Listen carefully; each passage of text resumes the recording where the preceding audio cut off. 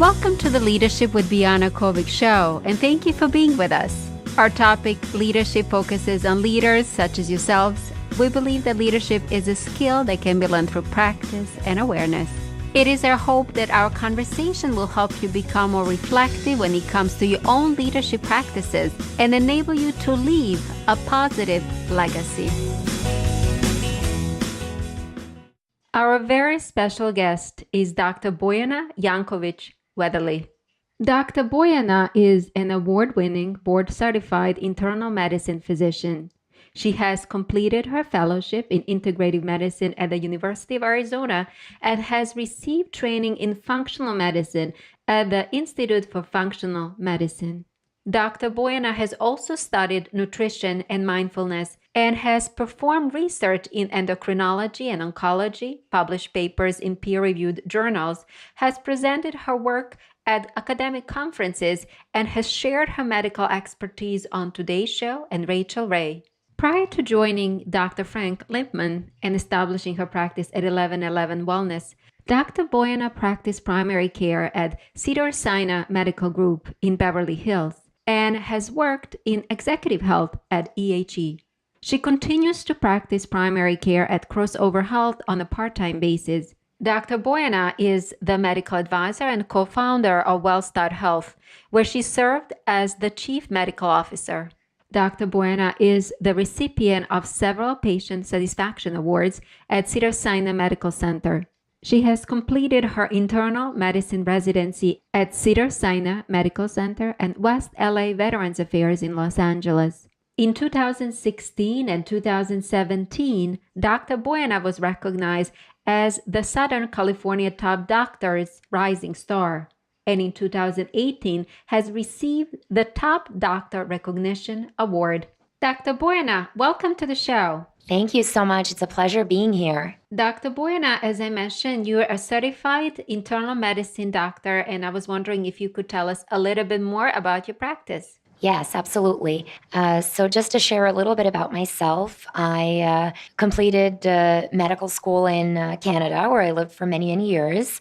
And you and I discovered that we're from the same country, from Serbia. Yes. Mm-hmm. And then upon completing medical school in Canada, I actually moved to Los Angeles to be with my now husband and completed internal medicine residency training. I then started practicing primary care medicine. And although I loved connecting with patients and starting to build my practice and being in a really wonderful environment, I quickly realized that one thing was lacking from my practice. And that was my ability to truly help people transform their lives and really heal from their conditions. And what I mean by that is that, unfortunately, many of us in the conventional medical setting are trained to be very quick to prescribe medications. And we, unfortunately, in many cases, don't have a lot of time to spend with our patients to truly find out to what extent do their habits, from their nutrition to their lifestyles to their sleep and way they cope with stress, to what extent do they contribute to their chronic conditions or certain symptoms that they might be experiencing. And I just found that I wasn't able to get to that depth as much as I wanted to, and I really felt that I needed to do something differently. I needed to dig deeper. I wanted to get more training in nutrition and mind-body medicine, in when and how to use lifestyle medicine to really help my patients, when and how to use supplements or herbal remedies. And I went on to pursue my integrative medicine fellowship training that was started by Dr. Andrew Weil, a pioneer in integrative medicine. And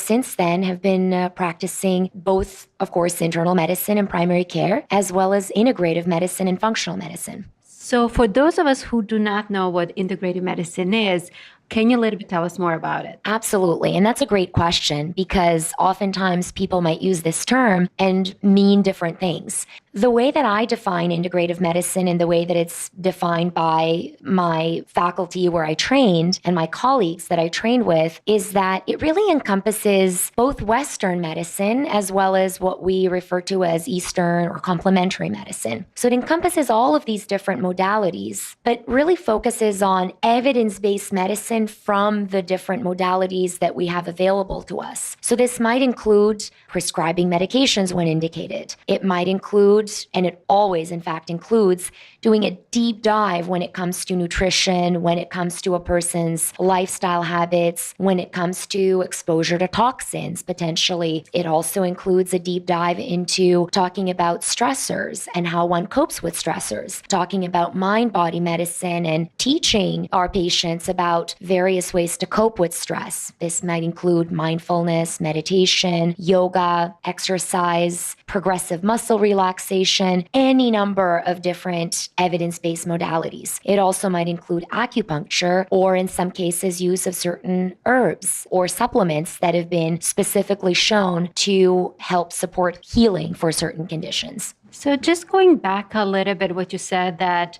the stressors can impact your health. So can you tell us how that actually connects, if you're stressed about something, how that actually connects within your body and how that really impacts your health? Definitely. So we know the different organ systems in our body are tightly connected. Nothing acts autonomously and completely separately from the other organ systems. So all of the input that we're getting from our environment, right? So whether that's the food that we're eating, whether that's perhaps a toxic relationship, whether that's a work environment that's not productive and that's maybe negative, or whether it's something really positive in our lives or our sense of community and whatever it might be, all of these different inputs are being processed by our body in a number of different ways. So we know that, to just kind of give a very, very basic example, we know very well that our body can often adopt this fight or flight mechanism when we're dealing with stressors.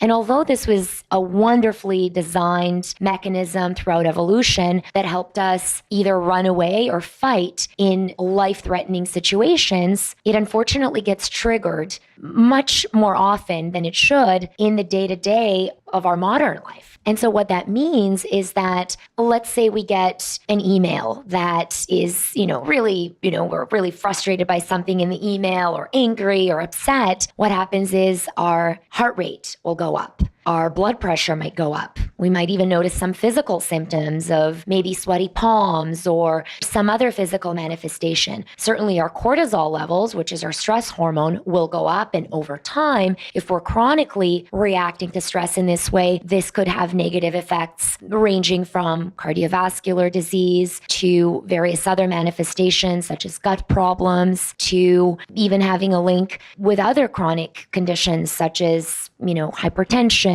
or any number of given conditions. So what are the ways that we can bring more balance in our lives? That's a great question. And we're finding that various mindfulness approaches and various types of meditation and yoga and exercise all have strong implications in how we deal with stress. So, we have this term in some of the mindfulness courses that I've done that, we call, stress meditation, which is essentially when, we're not doing our maintenance meditation or whatever the mindfulness practice might be, but we really only use it in times of stress. And although that could be helpful in that situation, it doesn't necessarily help control or regulate the way that we cope with stress day to day. It really is a practice. If we truly want to affect how our body physically reacts to stress and also how we perceive stress emotionally and how we feel after a stressful event or after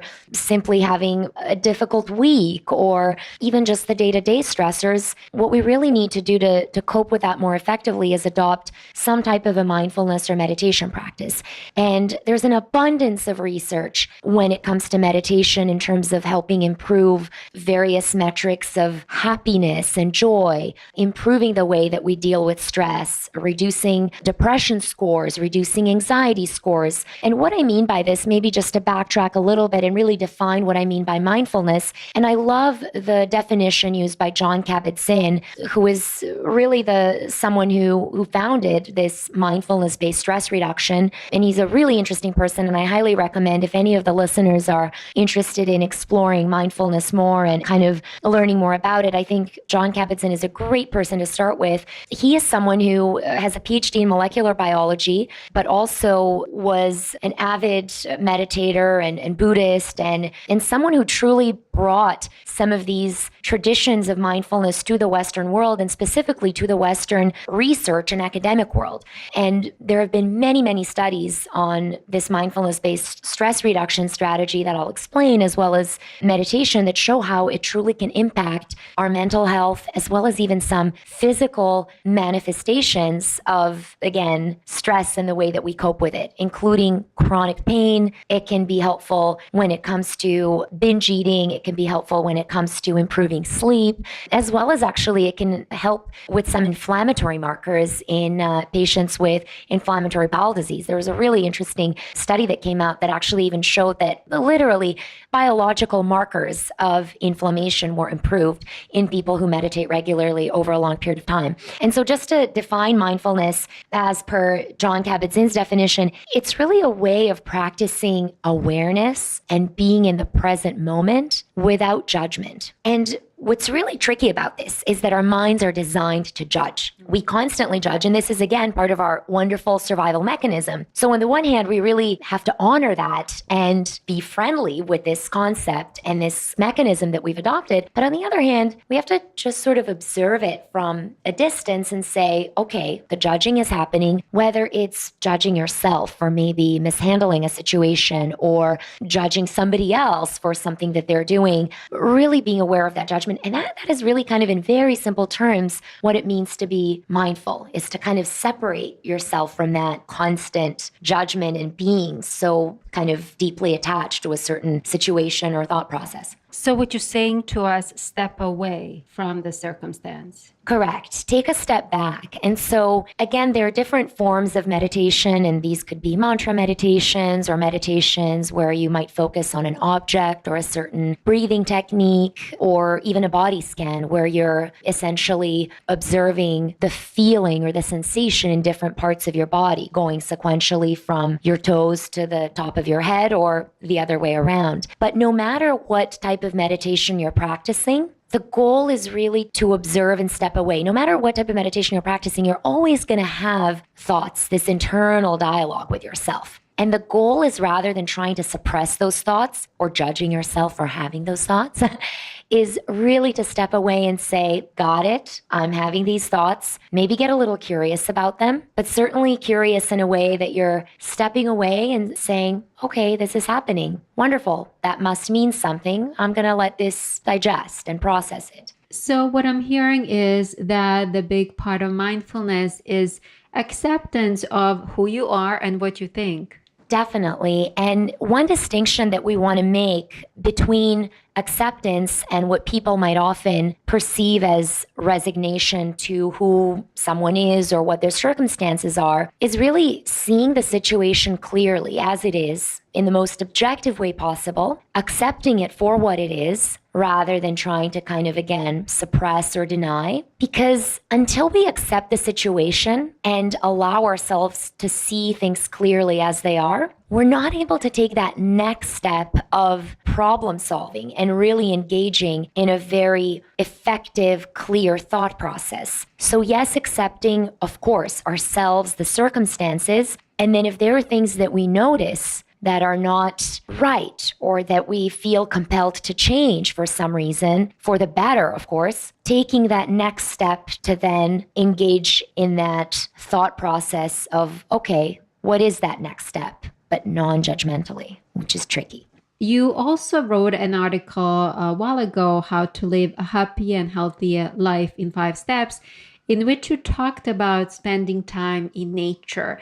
I was wondering, if you do not want to meditate and you think that meditation is not your cup of tea, would you say that spending time in nature will also be providing you with the same benefits as meditation? I definitely think so. Again, I think that we all have different ways of processing the information and the environment that we're surrounded by. And we also have just different affinities towards different things. And definitely for, patients or just people that I talk to who are curious about mindfulness and meditation who ask me or tell me, there's no way that I'm ever going to be able to sit quietly in a room and close my eyes and meditate. I think that spending time in nature, taking a walk, is a wonderful substitute because on the one hand, it helps you again disengage a little bit from that fast-paced, multitasking life that most of us engage in most of the time. And I think that there is something about nature that helps us take that step back and maybe notice things more clearly. And for some people, this might be going for a run. And for a lot of us, exercise is one form of meditation. It's interesting. I find that sometimes when I engage in exercise, and if I'm particularly inspired, I'll have some aha moments about whether it's about,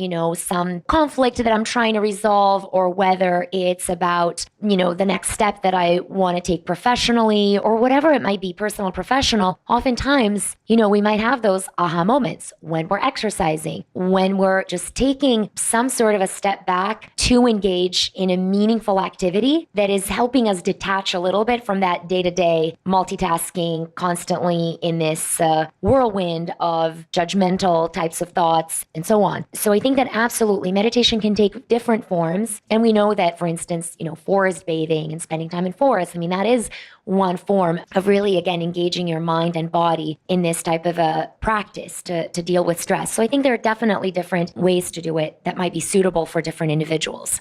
You mentioned multitasking, and on your very successful YouTube channel, you talked about the importance of single tasking, and you actually did an exercise. And I was wondering if you could share that exercise with us, because I am a multitasker and I think that I'm a much more accomplished individual if I multitask. But that exercise truly made a point that we are more successful when we actually single task versus multitask. Definitely. So it's really interesting, this exercise. It was actually first taught to me at an internal medicine conference and this annual, very well-known ACP conference. And I thought it definitely drove the point home. And I felt exactly the same way that you did, as a working mom, as a physician with, just the day-to-day I'm constantly dealing with. I felt very much the same way. The only way to get through the day is to multitask. And this exercise just showed me, okay, there's no way. Theoretically, we know, okay, we're not wired this way, but when you actually do the exercise, you notice it. So I would challenge our audience to do this mental exercise where you say the first 8 letters of the alphabet, A, B, C, D, E, F, G, H, and the first 8 numbers, 1, 2, 3, 4, 5, 6, 7, 8, right? Now, try to do one number, one letter, and then the number, and then the letter in sequence. So A1, B2, C3, D4, E5, F6, G7, H8. That took me a lot longer. And that actually is a representation when you mix numbers and letters of multitasking, right, Bojana? Definitely. Yes. Because you're trying to keep one sequence in one train of thought and the other sequence in the other train of thought. And I was not very successful at doing that. And yes, we do have a video where my very dear colleague and friend, Dr. Teresa Dean, she's doing the multitasking part. I did the easy part in the video, and she does the multitasking. So circling back to your practice, can you tell us a little bit more about that practice? Absolutely. So our integrative and internal medicine practice is really something that I'm just so excited to be able to do and finally deliver. I've been doing primary care since I completed my residency training, and I'm just so excited to be in a setting and in a really wonderful collaboration with Dr. Frank Lipman, who is one of the pioneers of integrative and functional medicine and has been practicing here in New York City for many years. And I just recently started my practice, and you can find out more about it on my website, drbojana.com. That's drbojana.com. And what I do is I deliver internal medicine and integrative medicine care. So that means that patients can see me as a primary care physician, or they could see me in consultation to help them with a particular chronic disease that they've been living with for either a short or long period of time. And they're just looking for answers to the root causes of what could have provoked this? What could have triggered this? How can I heal my body and support my body in less invasive ways and in a more natural way via nutrition, lifestyle habits, perhaps some other forms of support that have been well validated? And how can I truly start healing from within? We also see patients who are looking to optimize their health and, who have questions about, what is the optimal diet for me? What is the optimal lifestyle? How do I deal with stress from day to day so that I don't burn out and so that I really live my life to the fullest capacity? So the way I see is as within, so without. If you heal within, your outer situation will change. Definitely. We know that the way that we cope with stress and even just, the way that we emotionally and mentally see our lives. So for instance, people who have greater levels of optimism have better outcomes. People who have a sense of purpose live longer. People who are surrounded by a loving, supportive community also live healthier, happier lives. So there are definitely a lot of ways in which what I call the non-physical can impact the physical. So you mentioned living longer, and prior to this show, you and I chatted a little bit about neuroplasticity, and I was wondering if you could talk to us a little bit about the importance of understanding that our mind can change and adapt at all times.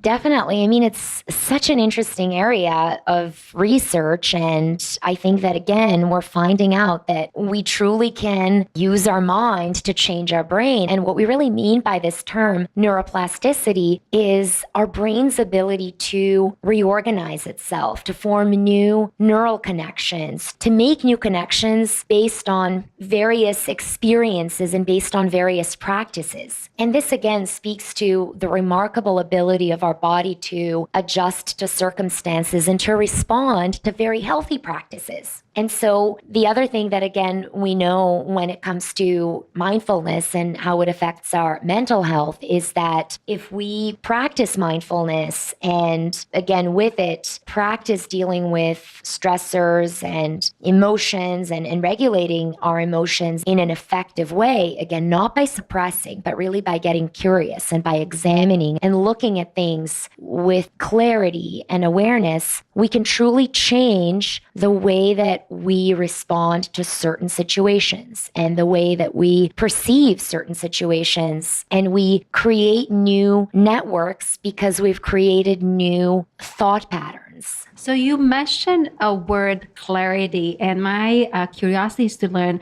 how does clarity impacts one leadership style? That's a great question. In my experience, and again, maybe just to define what clarity is and what I mean by it is really to, as much as possible, be able to look at things as they are in an objective way and from every possible angle. And we know that, of course, all of our perceptions and thoughts are going to be shaped by our previous experiences and by just who we are, and that oftentimes in various situations, different people will see different sides of the story. And really the goal with thinking clearly and seeing things as they are is as much as possible to appreciate and understand other people's points of view and just other ways of looking at the situation to really get that 360. And so I think that it tremendously impacts leadership because, again, if we are dealing with any situation, no matter how small or large it is, from this very sort of self-centered point of view and failing to appreciate other people's point of view, whether those are our team members, our employees, our colleagues, our superiors, we're really going to be missing out on the big picture. And I think that we're going to be more prone to being reactive in certain situations and sort of acting impulsively or not getting to productive solutions because, again, we're looking at things from this self-centered point of view and reacting to situations from just this one point of view. So what you're saying to us that we have to be open to a different feedback. even feedback that we might not be expecting to get. Yes, exactly. And I think that when it comes to this giving and receiving feedback, and obviously it's important to do so very thoughtfully and kindly, but at the same time, honestly. And I think that if we kind of talk about receiving feedback, of course, everybody loves positive feedback, and that's wonderful, but there are always ways to improve. Nobody's perfect. And nor should we really strive for perfection, by the way. And we can kind of talk a little bit more about that and how that can negatively impact mental health and leadership. But when it comes to receiving, the so-called negative feedback or constructive feedback, I think, you and I talked a little bit about attachment and really getting very attached to certain ideas or to certain concepts or to certain goals even. I think that it's really important, especially in these situations of giving and receiving feedback, to maintain a flexible framework and to, rather than being so attached to, oh no, I received this feedback and this means, I'm a failure or this person doesn't appreciate me or, whatever the reactive, again, thought process or that judgmental thought process might be, what we really want to do is take a step back and detach from it and process it. And that might take some time, and that's completely okay. But process whatever this feedback is or whatever the crucial conversation might have been, and try to, again, look at it as an observer rather than somebody who's in the middle of this stressful situation trying to just, immediately react and respond to it. And I think when we have the ability to do that, and when we have the ability to appreciate that 360-degree view and detach from kind of our own specific ideas and expectations, we are more prone to receiving feedback in such a way that we will more constructively respond. So what's so striking to me is that you're actually talking more of a reflective form of leadership rather reactive. It seems to me like you're constantly telling us, be more reflective of how you're going to respond, what you're going to think, versus react to it.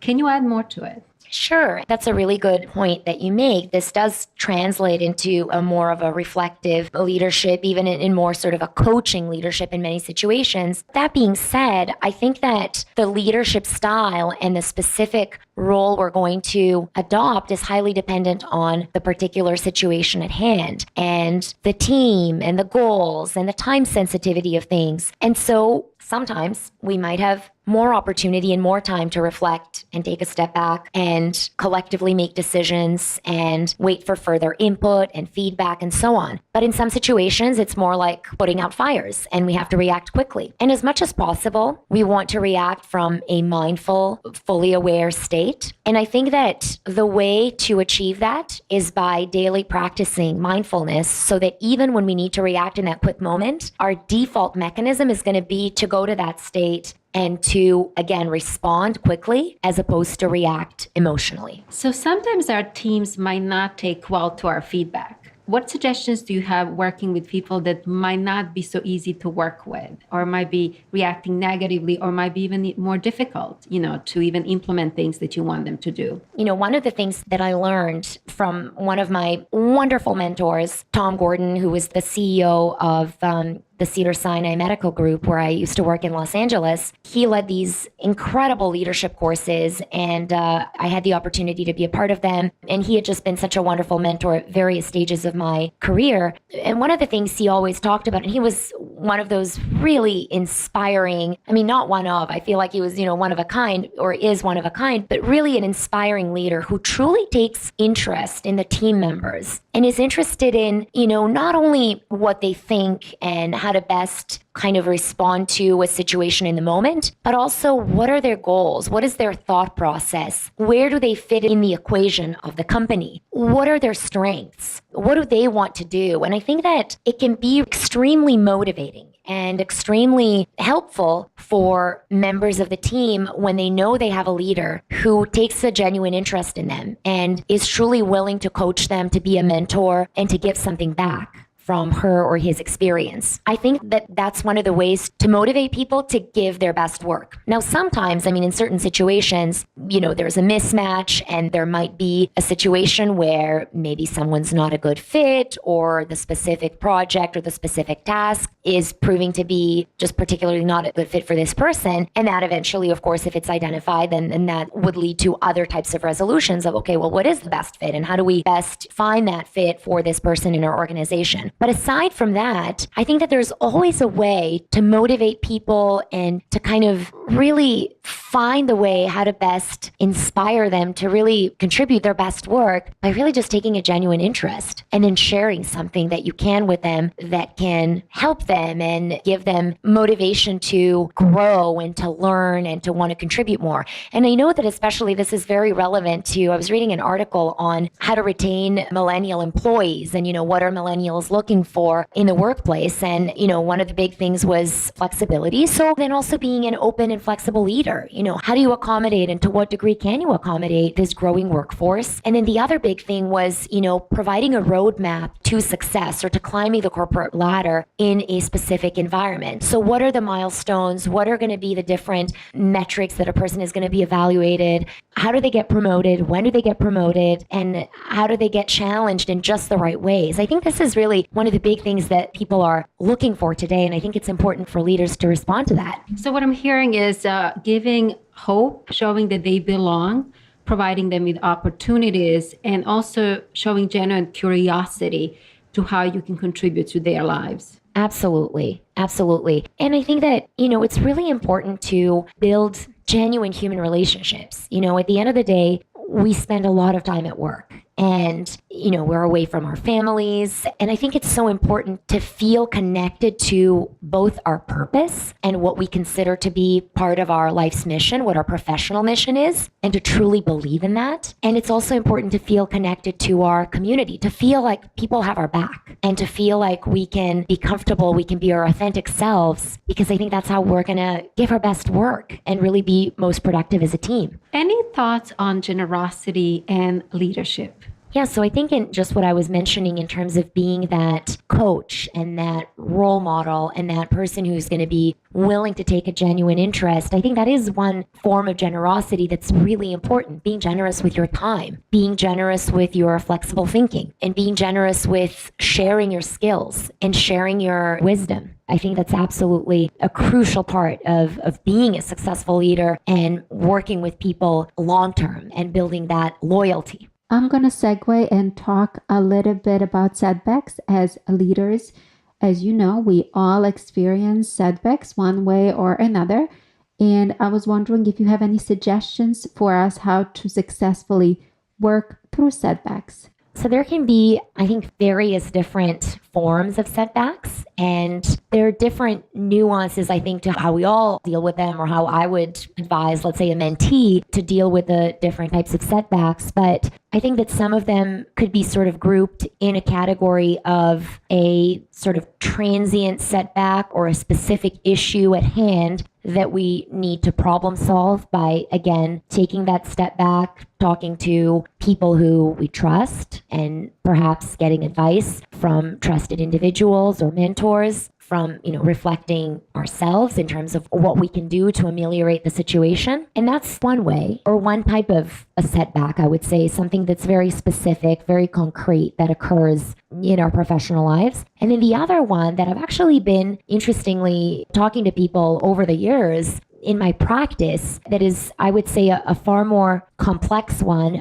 but a more rewarding one to solve, is the kind of setback that's related to, what is my purpose? What is the meaning of this? Do I really want to be even doing this job? Do I see myself here? What do I want to do? And kind of the big existential questions. And I think that oftentimes, again, if we don't deal with these questions in an effective way, oftentimes feeling like we're on this autopilot and not feeling that we're in some way fulfilling our purpose and our mission can significantly impact our health and can definitely be a driver towards unhealthy lifestyle habits such as binge eating or just unhealthy eating, because again, we're feeding something that we're ultimately deeply unsatisfied about and we're not addressing it. And I would say for that type of setback, that's really more related to, what is my purpose? What am I doing? Do I really want to be doing this? What I have found effective, and I'll share a little bit about, again, one of my experiences with this personally, but what I often find effective is definitely doing a deep reflection. And this could be something that's done on a daily basis, or even on your next vacation or the next trip that you take, really taking that time to do some self-care and some self-reflection reflection and to really try to identify, why did I choose this career in the first place? What are my values? What am I connected to? Who am I as a person? How did I grow up? What was the most inspiring thing to me as I was growing up that influenced my decision to go into this career? How did my parents influence me? Who were my role models? And where am I now? And what are the things that I'm finding so difficult to cope with and to overcome, or that might be, barriers to me finding this deep sense of purpose? Working with a career coach, working with a health coach, or really going to even a 3-day meditation retreat, I think can be a very healing, revealing kind of experience. And one of the things that I'll share as I mentioned, shortly after I started practicing primary care, there were many, many things that I was really excited about and that I loved. I loved my work environment, loved my colleagues, my patients were amazing. I finally was getting to do the thing that I trained for so many years to do, but there was a huge piece missing. And that really was that ability to coach my patients and to offer them so much more in terms of these deep, meaningful conversations about how to cope with stress. What are the stressors? What is tell me about your life right now. Tell me about both your personal and professional life, and how do you cope with stress? And what are your beliefs? And what are, just really, really getting to the root of things. And then, of course, talking about their diet, their lifestyle, their habits, their, all of that kind of stuff. And then really, really kind of being able to connect the whole, the mind and the body. And really talking about the mind-body medicine, and again, how the non-physical things affect us physically in a very significant way. And at the same time that I was struggling with some of these questions and struggling with, how do I optimize what I'm delivering to my patients, and how do I become a better doctor? I also was raising 2 small kids, and also was trying to figure out, how do I do this kind of work-life balance thing and be a good mom as well as a good doctor who is just building her practice, and how do I do the two? And I find that I definitely experienced a big challenge for me in how do I balance the two. I always felt like if I was doing one, then I was failing at the other thing, and if I was, doing the other thing, I was failing at the other one. And again, I think there was a lot of self-judgment there, and a lot of kind of just, again, not accepting the reality for what it was, and the fact there are 24 hours in a day, and there's only so much we could do. And once I started to do a deeper reflection than just simply asking the question of, how do I do this? And I'm not sort of fulfilling my purpose in the way that I wanted to, and just being so hard on myself, I started to think back to, what do I really want? What do I really value? And how do I get to that place? And how do I get to practice what I value? One of the things that I ended up doing at that particular time is somehow got enough courage to talk to my boss. I felt very guilty about asking to reduce my work hours, but at the same time, I felt that I needed to be with my children more, and I felt that I wasn't being,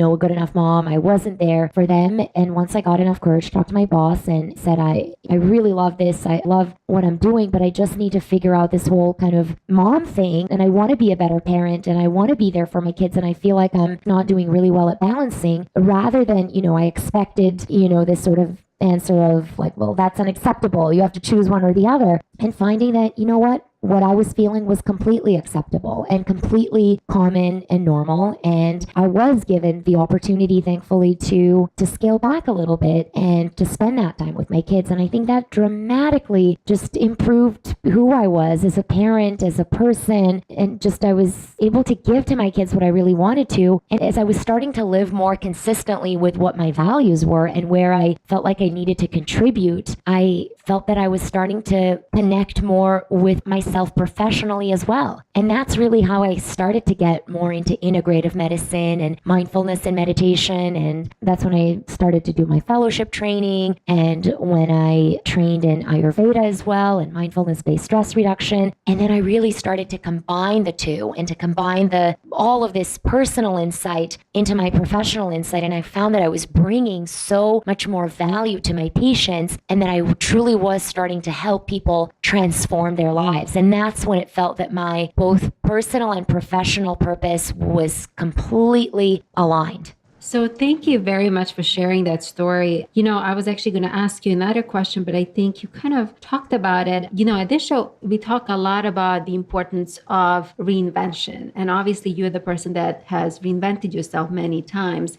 What suggestions you have for folks that might feel exactly like you felt, that your personal life and your work life was not meeting in the middle and they want to reinvent, but they might not have support from their families, from their friends, and they have to do it on their own? Yeah, so one of the things that I didn't mention, or I maybe just sort of talked about it, but indirectly, is fear. And I find that for me, as well as for many patients or, even colleagues that I talk to, fear can be the biggest barrier to realizing our full potential and to being authentic and feeling comfortable with who we really are. And for me, definitely was the case. Interestingly, when I just started my practice and was starting to have all these questions about, I want to get more training in nutrition and integrative medicine and mind body medicine and mindfulness. And part of me was really fearful because I thought, what if my colleagues think that I'm doing something that's just so outside the box that it's not legitimate? I had all these fears about what the perception was going to be of me. And interestingly, as I obtained my training in mindfulness-based stress reduction and started doing integrative medicine training, I actually implemented a mindfulness course for my colleagues at Cedars-Sinai and started to do some teaching in yoga studios as well as for employees to use mindfulness to help people cope with stress and to help people improve their lifestyle habits and so forth. And it really was interesting that,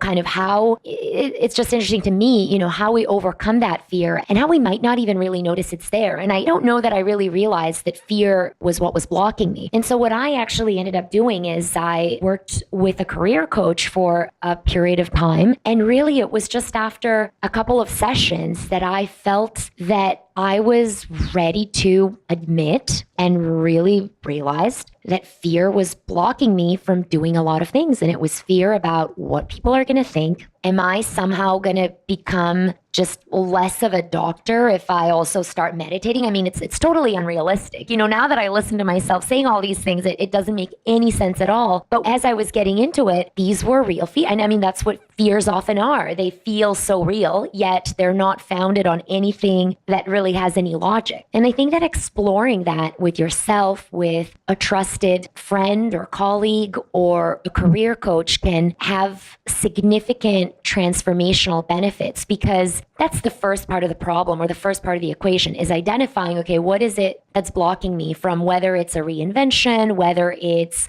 getting to that next stage in your career, getting to that promotion. It's, what is it that's blocking? And then once you figure that out, the rest of it is much easier because now you've actually identified and named the problem.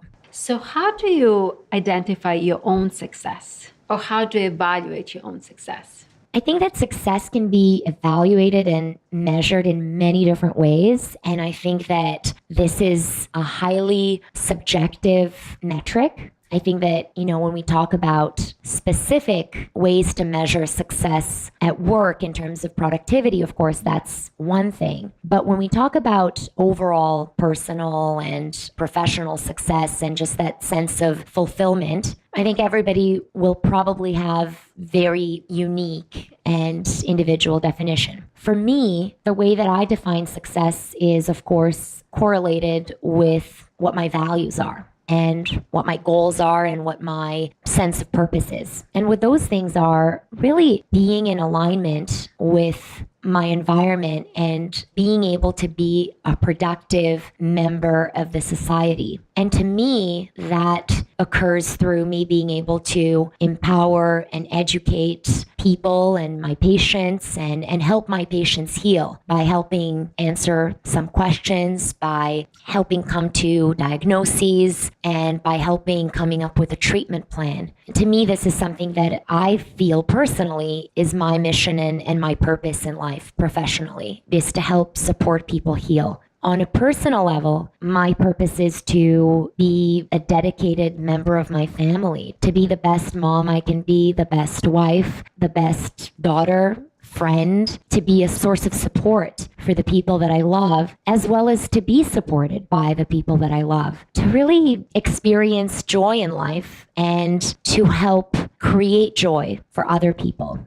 And are there any traits that leader needs to have to be a truly successful leader? In my opinion, one of the biggest things that defines a truly successful leader is, again, going to go back to that concept of flexibility. I think that we all, again, because of both a combination of our nature and nurture, right? That's ultimately what forms our personality and who we are and how we behave. We might have different inherent leadership styles. But I think what's important in terms of successful leadership is to be adaptable to different situations, different teams, and different tasks that are at hand. We know that being rigid in any sort of thinking about anything does not ultimately lead to productivity and having very productive outcomes. If you're extremely rigid in your thinking in every single situation and are not at all open to any feedback or to any flexibility to meaningfully react to a situation. So I would say really that flexibility. And then the other thing that ties into that is emotional intelligence. And I think this is something that is extremely important because it dictates how we manage ourselves. So again, whether this refers to that, are we going to go into that fight or flight mode, or are we going to respond in a mindful way? How do we manage our relationships? How self-aware are we? How aware are we of what's going on within our team and within our environment? Are we able to show empathy and have empathy for ourselves as well as the people that we're working with? And then ultimately, how do we apply all of these principles to the organizational level and really being aware of the organization? And then from there, how can we influence people and inspire people in a positive way? I think all of these things are components of that emotional intelligence, and it's extremely well explained by Daniel Goleman, who has written a lot about this, and I think it's summed up very well. And I really, really appreciate that you talked about empathy, because nowadays people think that if you're bold, if you're loud, that's a good way to be a leader. But what you're saying to us, you have to put yourself in the shoes of others. You have to make yourself available so that you understand where the other people are coming from, so that you can meet them in the middle. Definitely. I think that's very important, and it's a really important skill to have. It's something that can be learned through practice, but it's an extremely important skill to have personally and professionally. And my next question is, how do you stay humble while leading others? I think that being a humble yet confident leader is extremely important. And really, again, in my opinion, it goes back to mindfully being present and being able to be aware of the situation, aware of your own abilities and your own strengths and weaknesses, and at the same time being aware of and open to other people, and genuinely, again, being interested in as well as empathetic towards the members of your team. One of the things that we talk about in meditation and mindfulness is having a beginner's mind. And this is very hard, again, especially in today's world, as well as because of just how we're programmed to judge and make quick assessments and to habitually react to things in the way that we have learned to react to them. But having that beginner's mind really talks about, or really refers to, being open to hearing out what others have to say, being open to new concepts, new ideas, being open to re-examining or re-evaluating something that has been a belief for a long time. And I think it's just important to have that in the back of our mind or in the front of our minds to keep us in check. And I really like that you talked about beginner's mind, because I come from a musical background and we always start at the beginning.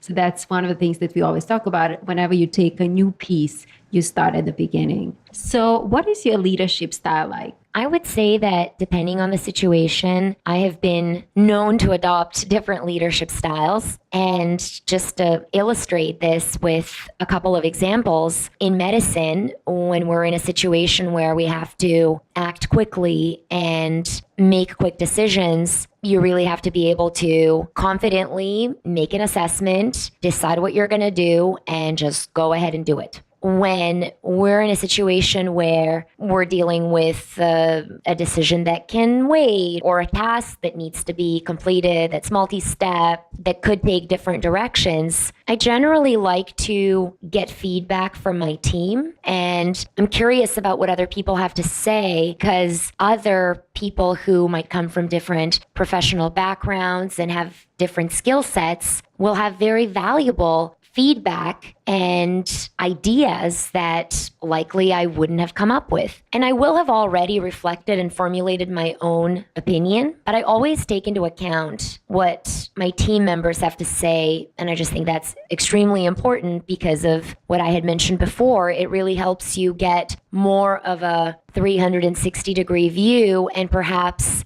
identify things that you just hadn't thought of yourself. And then again, depending on that input and that feedback, reflectively and thoughtfully move on. I think it's really important to surround yourself with smart, driven individuals and to make use of their skill sets to then come up with the best possible plan and decisions. And any thoughts for women leaders? I think that as women and, just being a mom myself, really the main challenge that I have discovered, which is the one that I talked about, is really balancing work and life. And I think many women often feel guilty about certain things that we're not doing. We're kind of wired to multitask, even though we're not really supposed to multitask. And so we often feel that, well, if I'm at work, then I'm not contributing enough to my family and I'm not doing enough there. But then if I'm with my family, then I'm not doing enough work. And so it's kind of this double-edged sword. And I've really engaged in a lot of conversations like this with, many of my female patients and colleagues and friends, and have certainly had internal dialogues where I'm trying to figure out, how do I be everything to everyone at once? And I think the one thing to really come to terms with ultimately is that, and I've heard this quote many times, is that, you can do it all, you just can't do it all at once. And that's the big realization, I think, that has helped me to accept really the way that things are. And I think this applies to men and women because, again, whether you're talking about a family dynamic or about being there for your friends or for your self-care, I think that it's important to recognize that we can't do it all the time. And we really need to acknowledge that we all need downtime. We all need reflective time. We all need time for self-care, because that's ultimately how we're going to repair, how we're going to be able to have that deep internal dialogue with ourselves, be able to detach ourselves a little bit from those judgments and access something that's much deeper and access those values and then act in line with those values and be our authentic selves and really be the best version of ourselves. And I think that when we accept that we can't be everything to everyone all the time, and when we accept that no one is perfect, no one will ever be perfect, I think that's very liberating. I think accepting ourselves for who we are and acknowledging the range of emotions and feelings we might have, from pleasure to pain to sorrow and grief and love and joy. I think acknowledging all of those emotions and allowing ourselves to have this range of emotions and allowing ourselves to not be doing everything all at once can be very liberating and can ultimately lead to much greater joy and fulfillment, both for ourselves as well as for people whom we love and whom we can impact.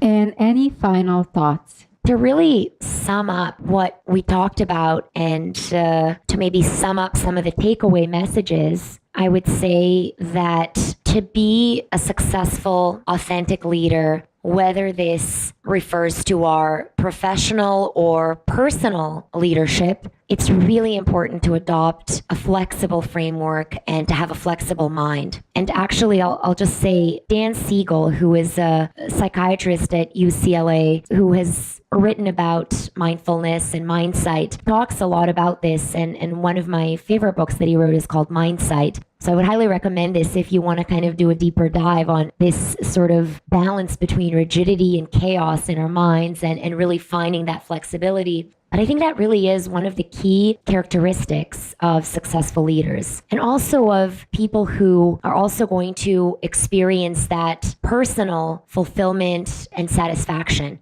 And again, knowing that and being able to accept our reality and being able to be aware of who we are, where we are, and what our situation is can be highly advantageous, again, to us both personally and professionally. And I think that pretty much sums up what we've been talking about, that mindfulness component and acceptance, which then leads to progress and productivity, and then that flexible state of mind. I think those are probably the two biggest takeaways. And how can people contact you? The best way to contact me would be through my website. And again, it's drbojana.com, drbojana.com. My practice information is on there, as well as people can contact me with topics that they would like to hear about or they would like me to write about. More than happy to address any of these. Thank you very much for being a guest. Thank you so much. It's been such a pleasure. Our guest was Dr. Bojana Jankovic Weatherly, an award-winning board-certified internal medicine physician who has completed fellowship in integrative and functional medicine, has studied nutrition and mindfulness, and has performed research in endocrinology and oncology. Thank you for tuning in and listening to the Leadership with Biana Kovic Show. Remember that you're all leaders in your own rights, and the impact that you're meant to achieve starts with small acts of kindness, curiosity, and generosity. Please give us a like and subscribe to our channel. Thank you again, and until next time.